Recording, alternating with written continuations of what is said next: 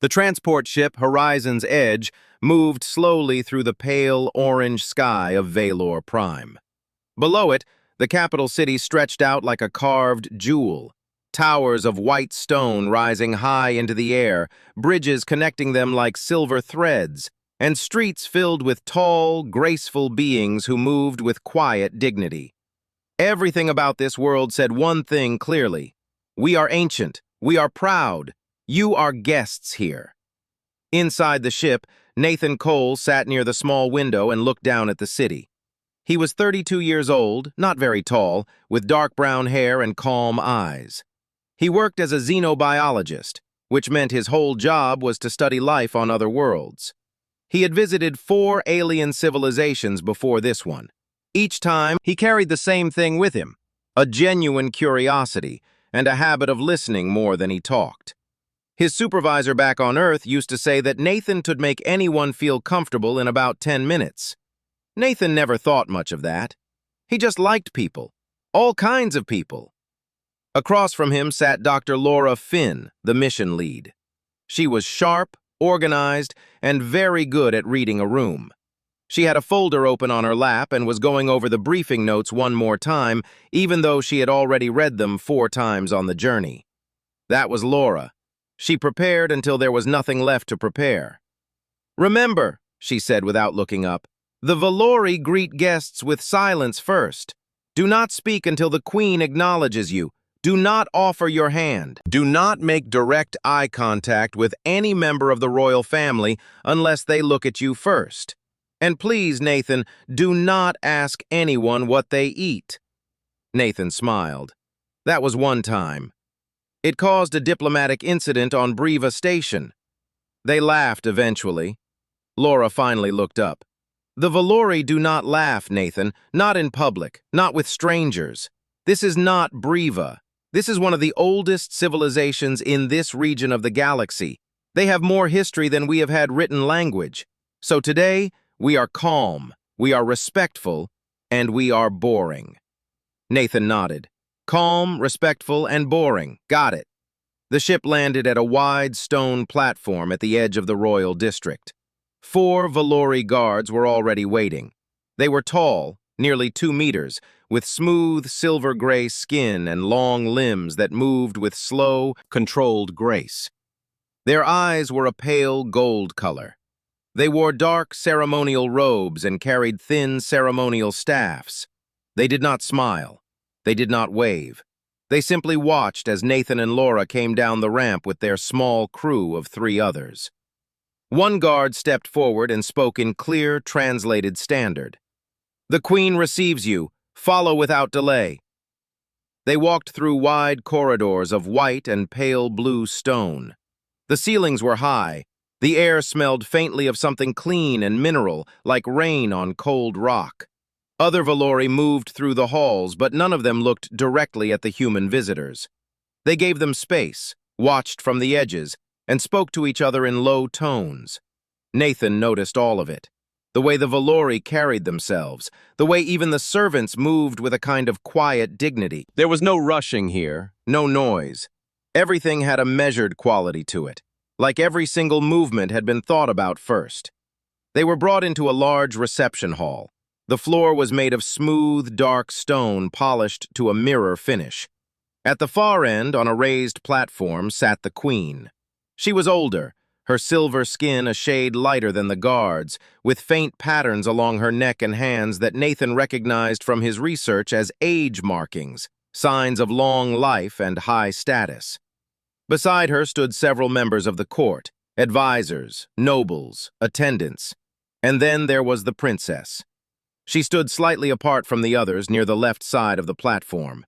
She was younger than the Queen by a wide margin, her silver skin almost luminous under the hall's pale light. She wore deep blue robes, and her gold eyes moved across the room with the kind of careful attention that came from years of training.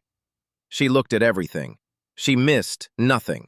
And right now, she was looking at the humans with the polite but unmistakable expression of someone who found the whole situation mildly beneath them. Laura stepped forward and delivered the formal greeting in exactly the right way. The queen acknowledged her with a slow incline of her head. Introductions were made. The court was quiet and still. Then the queen gestured for the humans to come closer. Nathan walked forward with Laura, keeping his posture easy and respectful. As they came to a stop a few steps from the platform, he gave a small and genuine nod toward the queen, then glanced briefly toward the princess as simple acknowledgement. He was close enough now that the princess could see him clearly. And that was when it happened. Saraveth went completely still. Not the trained stillness of royal composure, something different, something physical. Her gold eyes widened just slightly. The faint patterns along her neck shifted color, moving from their usual pale tone to a deep, vivid violet. The change was fast and impossible to hide. Her nearest attendant noticed immediately and made a small, sharp sound that was almost swallowed by the silence of the hall. Then another attendant noticed. Then a court advisor. Then the murmur started moving through the room like a slow wave. The queen's eyes went from her daughter to the human male standing quietly in front of her, and for the first time since the visitors had arrived, her perfect composure slipped just slightly. Nathan looked around the room, confused by the sudden change in energy. "Did I do something wrong?" he said quietly to Laura. Laura had no answer. She was watching the princess, who was still standing perfectly upright, her skin still flushed violet, her eyes fixed on some middle point in the air, as if she was trying very hard to hold herself together.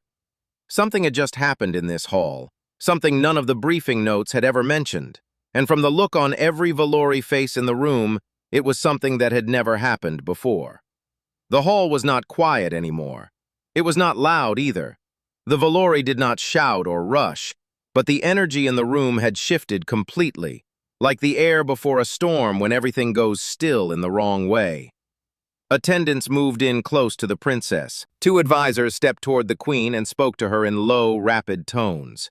The court physician, an older Valori male named Ezrath, crossed the hall with long, quick strides and stopped just in front of Saraveth.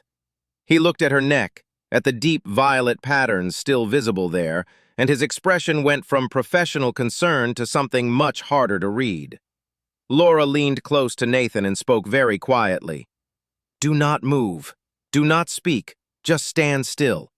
Nathan did exactly that. He had no idea what was happening, but he had been in enough strange situations on enough alien worlds to know that sometimes the best thing a human could do was take up as little space as possible and wait. Saraveth had recovered her posture. Her face was composed again, her gold eyes forward, her hands still at her sides. But the violet color had not fully left the patterns on her neck. It had faded to a softer shade, but it was still there, visible to anyone who knew what they were looking at. And every Valori in the room knew exactly what they were looking at. Ezrath turned from the princess and walked directly to the queen. He spoke in the Valori language too fast for the translation device to keep full pace, but certain words came through clearly enough. Biological trigger, confirmed, breeding cycle. Laura heard those words and felt her stomach drop. The queen sat very still for a long moment. Then she looked at Nathan with an expression that was not hostile but was very, very serious. She spoke in standard so the humans could understand. "Your male. What is his function in this delegation?" Laura answered carefully. "He is our xenobiologist, a scientist. He studies life on other worlds. He has no diplomatic rank. No, he is a researcher." The queen was quiet again. Then she said, "The physician will explain what has occurred. You will listen fully before anyone speaks." Ezrath turned to face the humans. He was calm in the way that experienced medical professionals are calm when they are delivering news that has no good framing. He spoke clearly and without emotion. "Among the Valori," he explained, "the female breeding cycle did not begin on a schedule. It was not triggered by age or season. It was triggered by biological recognition.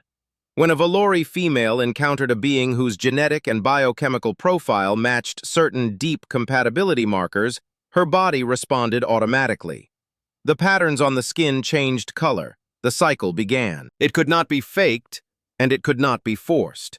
It simply happened, or it did not. In all of recorded Valori history, it had only ever happened between Valori. Until now. Nathan stood very still through all of this. He understood the words. He was not entirely sure he understood what they meant for him personally. He looked at Laura. Laura was keeping her expression neutral with visible effort. "So what does this mean?" Nathan said carefully. "For the princess." Ezrath looked at him directly. "If the cycle is triggered and the bonding evaluation is not entered, the female experiences a prolonged biological decline. It is not fatal in most cases, but it is serious. It causes pain. It causes a significant reduction in mental and physical function over time. The only resolution is either completion of the evaluation or a medical intervention that carries its own considerable risks." The room was very quiet. Nathan exhaled slowly. "And the bonding evaluation is a structured period of shared presence and assessment, 7 days minimum. It determines whether the biological signal was a true match or an anomaly." "Has it ever been an anomaly?" Ezrath paused. "No."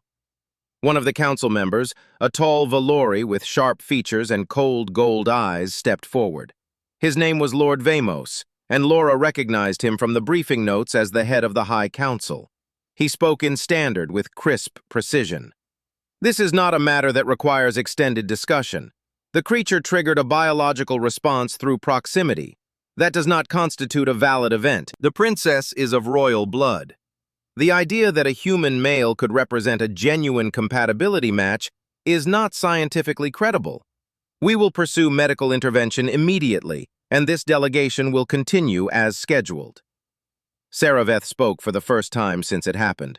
Her voice was steady and quiet. "You do not have the authority to make that decision for me." Vamos turned to look at her. "Your Highness, the medical path is the rational choice given the circumstances." "I said," Saraveth repeated, still calm, still controlled, "that you do not have the authority to make that decision for me." The Queen raised one hand slightly, and Vamos went silent. Meanwhile, across the hall, Nathan had moved very quietly to where Laura was standing. He spoke under his breath. "Laura, I need you to know that I had no idea this would happen. I was just standing there." "I know," she said.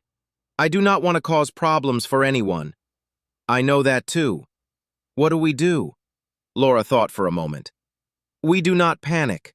We do not make promises we cannot keep.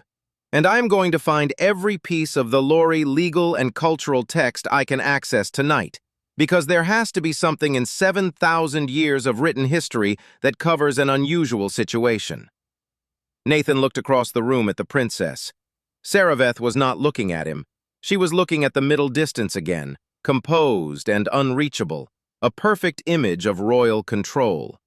But her hands, he noticed, were pressed very slightly together at her sides, just enough to show that she was working to stay calm. He felt something unexpected then. Not awkwardness, not fear. Something quieter than that. Something that felt a lot like recognition. He did not know what that meant yet, but he noted it, the way he noted everything, and he filed it away carefully for later. The next morning came slowly on Valor Prime.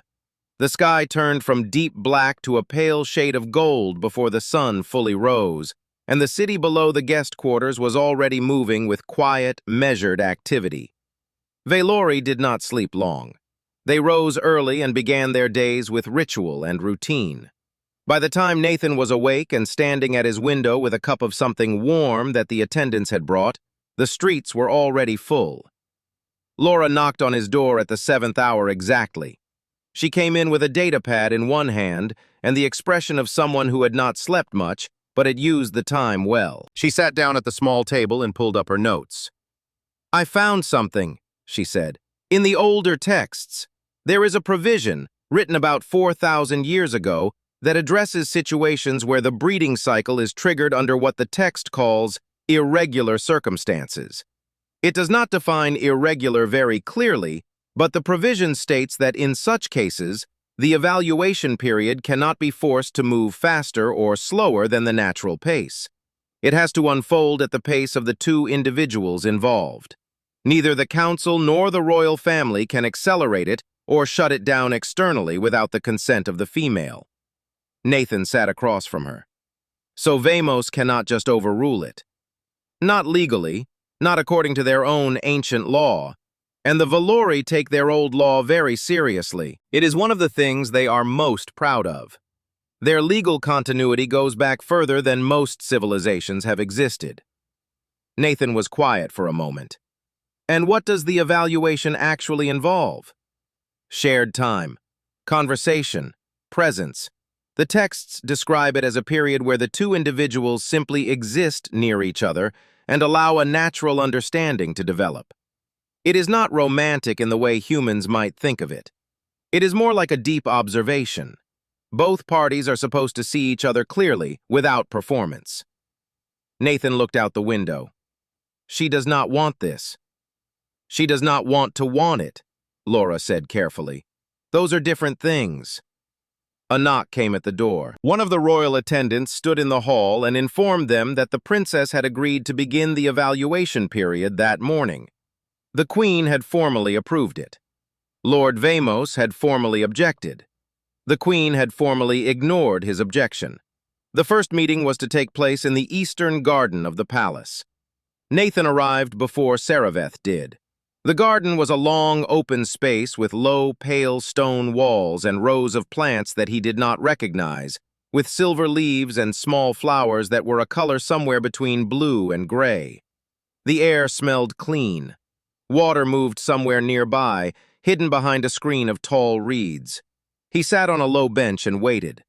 Saraveth arrived with two attendants who stopped at the garden entrance and went no further. She walked alone across the stone path toward him. She was dressed simply compared to the ceremony the day before, still in Valori robes but in a softer shade of gray. Her gold eyes were steady. Her expression was the same composed mask he had seen in the hall. She sat on the bench across from him, a careful distance away, and looked at him directly for the first time. "You may speak," she said. "I am told humans find silence uncomfortable."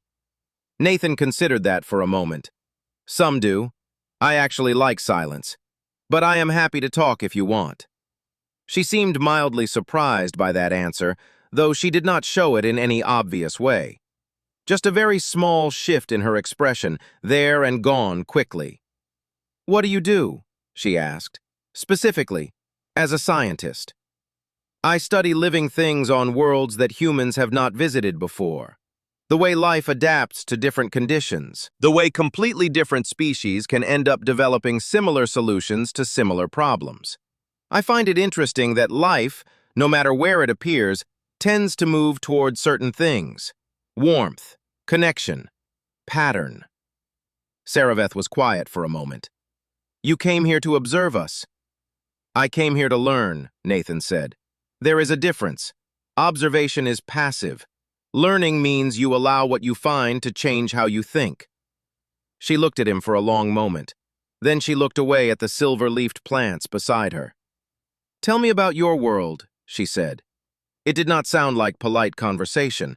It sounded like a genuine question from someone who was deciding how much to pay attention to the answer. So Nathan talked about Earth. He talked about oceans, about how 70% of the planet was covered in water, and how humans had only explored a fraction of what lived in the deep parts. He talked about rain, the way it sounded on a rooftop late at night, the smell of it hitting dry ground in summer. He talked about music, how humans had filled every corner of their culture with it, how there was a type of music for every emotion a person could feel, and probably several emotions that did not have names yet. Saraveth listened without interrupting. This was notable because, as Nathan would later learn, Valori royalty almost never allowed a non-Valori to speak uninterrupted for more than a few sentences. It was not considered rude, it was simply their way. But she listened. At one point, he mentioned that humans often felt most like themselves when they were doing something small and ordinary. Cooking a meal, walking somewhere without a destination, sitting with someone they trusted without needing to fill the time. Saraveth turned to look at him then. "That is considered weakness among my people," she said quietly. "To find value in small things. It suggests a lack of greater purpose." Nathan shook his head gently. On Earth, we think it is the other way around. The people who cannot find value in small things usually turn out to be the ones who are most lost." She did not respond to that, but she did not look away either. They sat together in the garden for another hour. When Saraveth rose to leave, she paused for just a moment at the edge of the path. "Tomorrow," she said. "Same time." It was not a question. Nathan nodded. After she left, he sat alone in the garden for a while longer, listening to the hidden water moving behind the reeds, thinking about the way her expression had shifted just slightly when he talked about rain. He was a scientist. He noticed things. And what he noticed was that somewhere behind that careful, composed exterior, Saraveth was genuinely listening. Not out of obligation, out of something quieter and more honest than that. He looked forward to tomorrow. 4 days had passed since the garden. Each morning, Nathan and Saraveth met in the same place. Each time, the distance between the two benches had stayed the same, but the distance between the two people sitting on them had quietly grown smaller. Not in any physical way, in the way that matters more. They talked longer each day. Saraveth asked more questions. Nathan answered them without trying to impress her, which she noticed because everyone else in her life always tried to impress her. On the 4th day, she had asked him about fear, whether humans were afraid of death, given how short their lives were compared to other species. Nathan had thought about it for a moment and then said that most humans were not afraid of death exactly. They were afraid of not having lived fully before it came. That the fear was not about the ending, it was about the middle being wasted. Saraveth had been quiet for a long time after that. But today was not the garden. Today was the council hall, and the mood inside it was nothing like the pale, clean air of the Eastern Garden. Lord Vamos had formally requested an emergency session. The Queen had allowed it. Laura had been notified an hour before it began, and had walked into the hall with Nathan at her side and the careful expression of someone who was ready for a fight and preferred not to have one. The hall was full. More council members than the first day. More advisors. More noble families represented in the rows of seats along the walls. The Valori did not show emotion in obvious ways, but the room had an energy that Nathan had felt before in difficult places. The energy of people who had already decided something and were now going through the process of making it look like a decision. Vamos stood at the center of the floor. He was composed and precise as always, his dark robes perfectly arranged, his gold eyes moving across the room with the confidence of someone who believed the outcome was already settled. He began by addressing the Queen directly. He said that the biological event had been examined carefully by 3 separate physicians, and while the technical trigger was confirmed, the interpretation of that trigger required context. He said that ancient law had been written during a time when the Valori had no contact with species as fundamentally different as humans. That the law assumed compatibility meant Valori compatibility. That applying it now, in this situation, was a misuse of sacred tradition rather than an honoring of it. He said that allowing the evaluation to continue was an embarrassment, not just to the royal family, but to the entire civilization. That other species across the galaxy were watching. That the Valori had spent thousands of years building a reputation for excellence and superiority, and that reputation could not survive the suggestion that their princess had found a biological match in a species that had only recently learned how to leave their own solar system. He was calm throughout all of it. That was what made it effective. He was not angry. He was reasonable. And reasonable cruelty, Nathan had always found, was much harder to argue against than the loud kind. The room was quiet when Vamos finished. Then Saraveth stood up. She did not ask for permission. She did not look at her mother first. She simply rose from her seat and walked to the center of the floor and stood there with the kind of stillness that was not emptiness, but weight. She looked at Vamos for a moment. Then she turned to face the full council. She spoke clearly and without hurry. She said that Lord Vamos had made his argument carefully, and she had listened to every word of it. She said she understood his concern for the civilization's reputation. She said she even agreed that reputation mattered. But she said that a reputation built on pride rather than truth was not a reputation worth keeping. She turned to the scholar Dravan, who sat near the back of the room, and asked him to present the research findings that Laura had submitted the previous evening. Dravan rose and read from his datapad without expression. Laura's research, cross-referenced with Valori biological records going back 2,000 years, had identified something significant. Human biochemistry contained a compound that, when it interacted with Valori genetic receptors, produced a compatibility signal stronger than most recorded Valori to Valori matches in the historical data. It was not a coincidence. It was not a malfunction. At the molecular level, the two species shared something that no one had thought to look for because no one had ever thought to look. The room shifted. Not dramatically, but it shifted. Several of the younger council members exchanged glances. Two of the noble family representatives leaned forward. Even some of the older advisors who had been sitting with closed expressions showed the small signs of reconsideration. Vamos did not change his expression, but his eyes moved across the room quickly, measuring the shift, recalculating. He turned to Nathan. "Since the human male wishes to involve himself in Valori affairs," he said smoothly, "perhaps he would be willing to submit to our traditional debate of worth. A structured argument before the full council. Intelligence, values, and depth of character assessed in open session." He paused. "Unless he does not feel confident in such a setting." It was a trap, and everyone in the room knew it. A human could not be expected to match a Valori in formal, structured debate.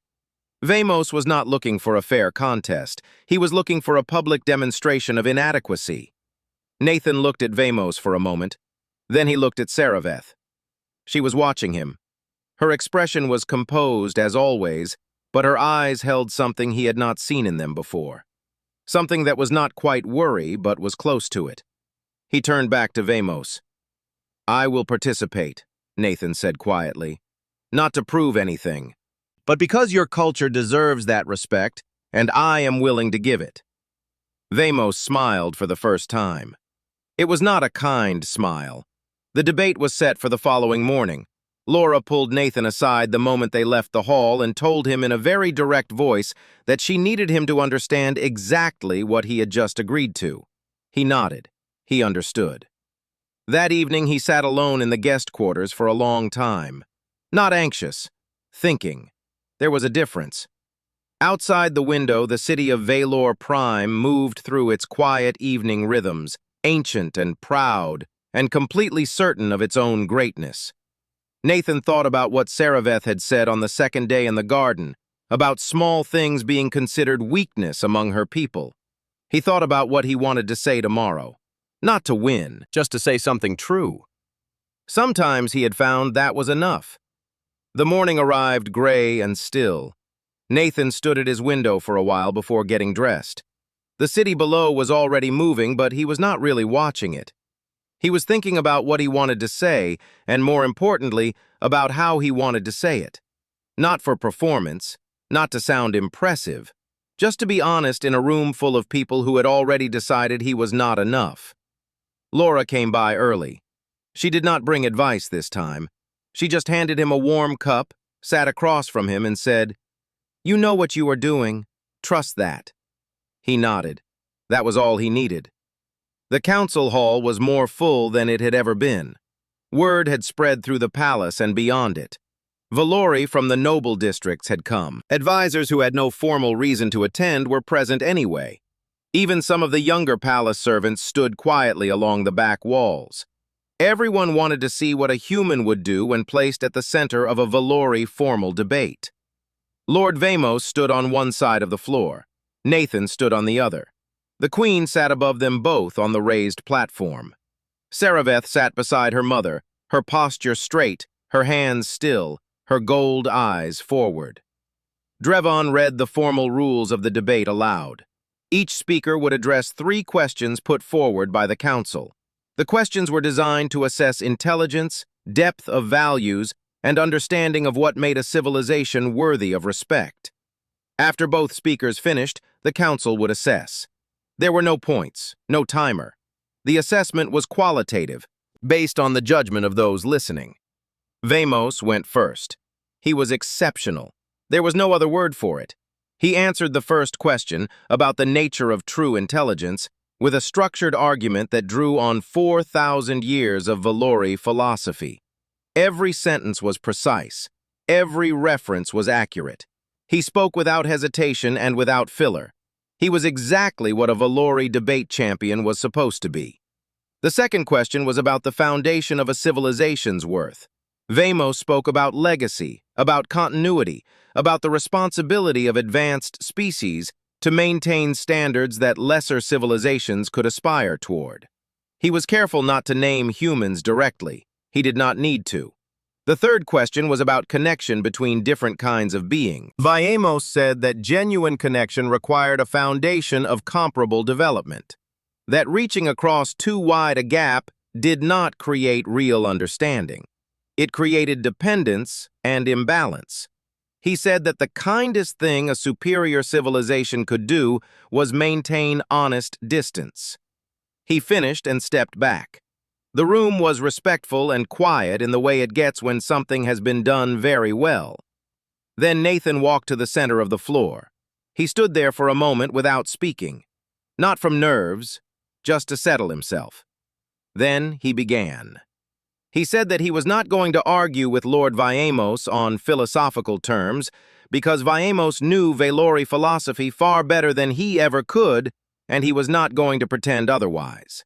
He said that would be dishonest, and he preferred not to start with dishonesty. He said that when the council asked about intelligence, he wanted to offer one simple thought, that the most intelligent thing any being could do was remain curious after they had already become certain.